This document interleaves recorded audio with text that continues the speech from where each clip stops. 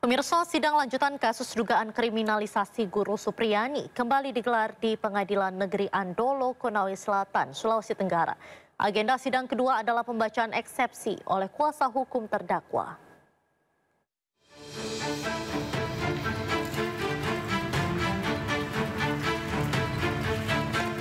Supriyani, seorang guru honorer SD yang sempat viral karena ditahan, mendatangi sidang lanjutan di kantor Pengadilan Negeri Andolo, Konawe Selatan, Sulawesi Tenggara. Agenda persidangan adalah pembacaan eksepsi oleh kuasa hukum terdakwa Supriyani. Pihak pengacara berharap agar eksepsinya ditolak oleh majelis hakim, biar sidang bisa dilanjutkan ke pokok perkara.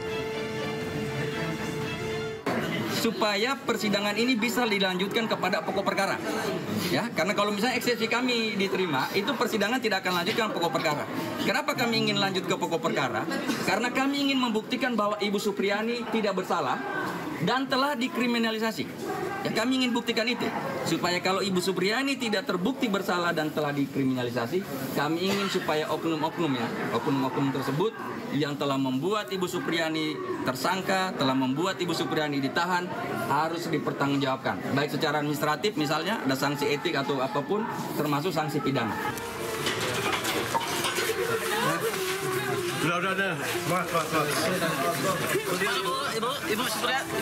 Sebelumnya Supriyani ditahan setelah dituduh menganiaya muridnya berinisial D. Orang tua korban yang merupakan anggota polisi tidak terima anaknya dianiaya dan terluka di paha pada 24 April lalu. Saat itu korban masih duduk di kelas 1 SD.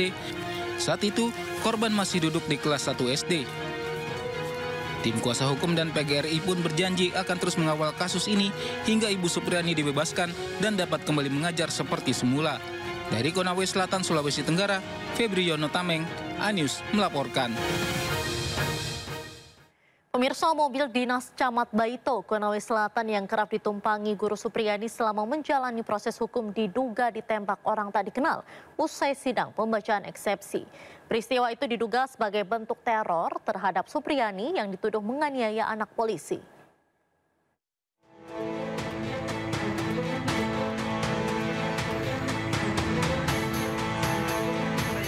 Mobil dinas Camat Baito diduga ditembak orang tidak dikenal usai sidang kedua guru Supriyani di Pengadilan Negeri Andolo, Konawe Selatan, Sulawesi Tenggara, Senin kemarin. Mobil yang kerap digunakan guru Supriyani ini diduga ditembak di depan SD Negeri 3 Baito. Saat ditembak, mobil minibus berplat merah ini dikemudikan Kasih Pemerintahan Kecamatan Baito sekaligus PJ Kades Ahuang Buluri saat hendak menuju kantor kecamatan. Ada insiden, ini mobil dinas camat yang biasa juga dipakai, tapi tadi itu ditembak. Nah, ini yang kami lagi identifikasi, dia tembak, tapi waktu ditembak ini bukan Pak Camat yang bawa, ada kepala desa yang bawa. Sepulang dari sidang, kami lagi makan, Pak Desa Ahuang Buluri pulang di rumahnya, sekitar 1 jam berselang, beliau balik, saya lagi duduk-duduk di aula, situ di tribun, kemudian Pak Herman menelpon, katanya mobil ada yang terkena peluru. Tapi saya belum bisa pastikan peluru apa, makanya kami langsung ke sana. Kita dapat informasi, satu ke TKP, saya lihat ini semua.